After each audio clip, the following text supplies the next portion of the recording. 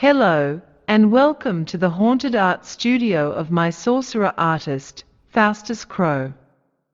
I presently have time to kill during the witching hour by telling you a dark tale, while waiting to pose for my crow as his succubus art model.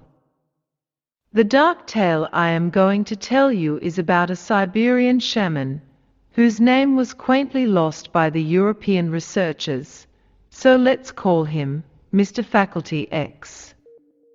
The name Faculty X is actually a term which was coined by the British author Colin Wilson in his book entitled The Occult.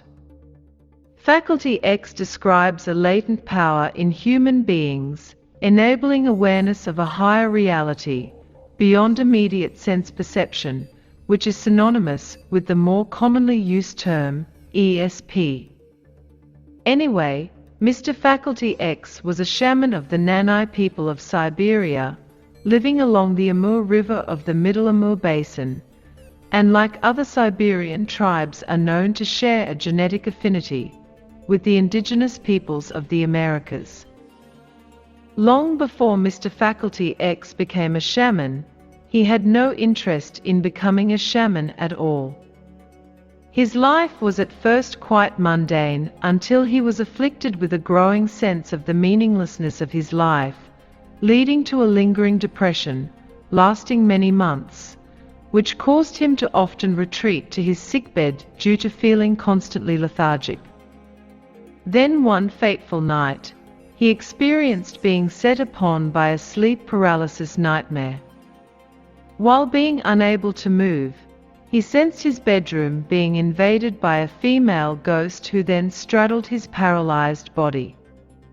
Mr. Faculty X was terrified by the female spirit, whose form was at first indistinct of a shadowy mass. Then the feminine shadow took on the form of a beautiful young woman. Her figure was very slight, who was no more than 71 centimeters tall. He could see her face and attire was similar to those of physical Nanai women, whose hair fell down to her shoulders in short black tresses. Other Nanai shamans say they were also visited by spirit women, although they had one half of their faces painted black and the other half red. Mr. Faculty X became less afraid of the visitation of the spirit woman when he was able to see her. She then proceeded to talk to him within his vivid lucid dream.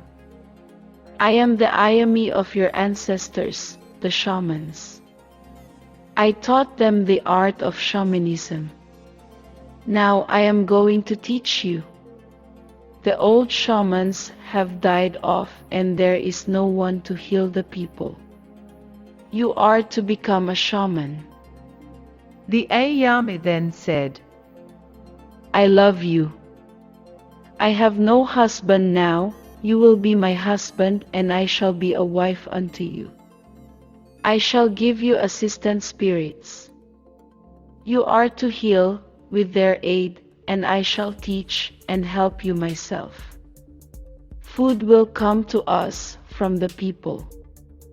Even though Mr. Faculty X was aware the word Ayami meant she was a guardian spirit, he did not want to be a shaman and tried to resist her by attempting to wake up.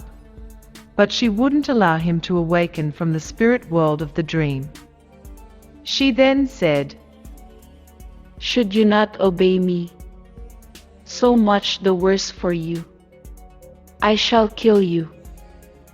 Mr. Faculty X decided to obey her seventh rune demand, whereupon she then allowed him to wake up from his vivid lucid dream. After the initiatory encounter, his illness was thereafter healed. Every time he fell asleep, the Ayami visited him within his vivid lucid dreams, wherein he made love to her as his own wife, but their coitus pactum unions did not lead to any spirit children being born. Within the spirit world of the dream, the Ayami lived by herself without any spectral relatives. Her witch house was a haunted hut upon a ghostly mountain, but she often changed the shape of her genie abode. She sometimes appeared to him under the aspect of an ancient old woman, or as a hungry werewolf bitch, whereupon she was terrible to look at, of a sleep paralysis nightmare.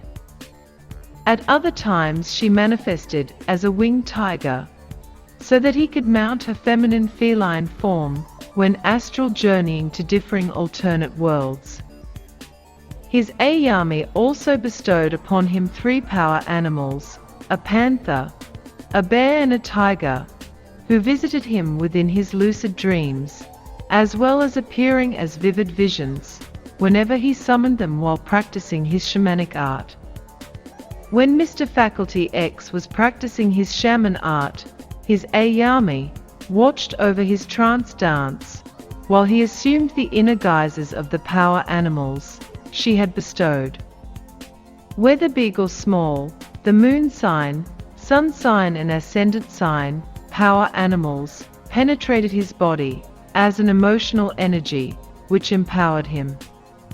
When the Ayama spoke within his visions, he related what she said to those seeking to be healed, and she accomplished the healing herself, through him.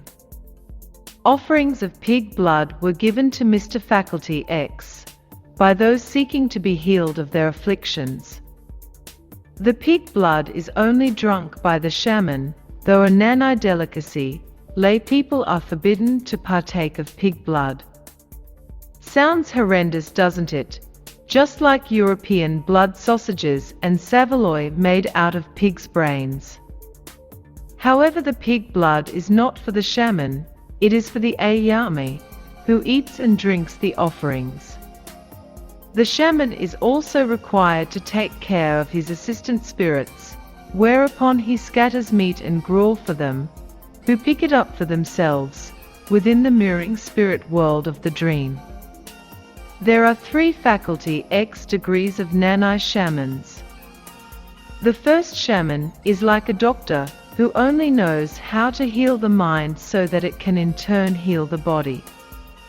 The next shaman is likened to a priest, who performs a commemorative office, which is a special ceremony performed over a deceased person's soul, a day or 2 after leaving the mortal world. But the greatest and most powerful shaman is the one who conveys the souls of the deceased into other worlds. The Faculty X, Ayami, teaches them all. The Ayami became the art muse of Mr. Faculty X, who inspired him to make himself a shaman's garment, as well as inspiring him to make a drum.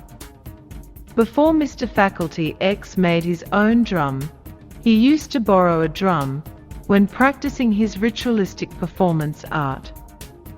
Although his Ayami did not teach him to make a shaman spinal column pole of an axis mundi, since it was too early. He had the sensation she wanted to see how he would progress in his art first. She also inspired him to sculpt intricately carved images of his power animals out of mammoth ivory and wood. After they had been carved out, as his Ayami had prescribed, he hung them on his wall, as well as wearing them around his neck. He brought his created sculptures offerings and burned incense for them. Then he played his drum, summoning his power animals to enter the created images as their spirit repositories, and they obeyed his conjuring call. The Nanai believe there can be no shaman without an Ayami. A man's Ayami always appears as a woman, and a woman's manifests as a man, because they are like husband and wife. Although this is dependent on the sexual orientation of the shaman. There are some shamans who also have sexual congress with all their female assistant spirits, as a sultan would do in his hierarchical harem.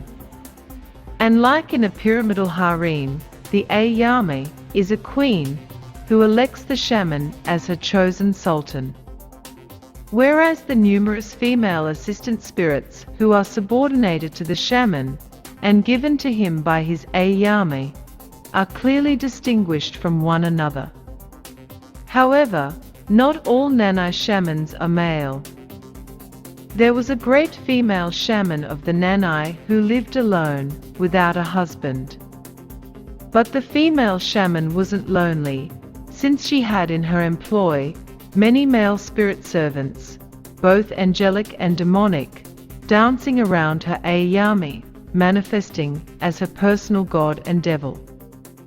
The numerous names of her male spirit servants were listed within her Playgirl grimoire, out of which she conjured them as her servile genies. She had nightly sexual relations with all her male spirit servants within her lucid dreams, which empowered her faculty X. My dark tale is now at an end. Bye for now. May your faculty X, lucid dreams, be Lovecraft, dark of a seventh rune seal, revelation.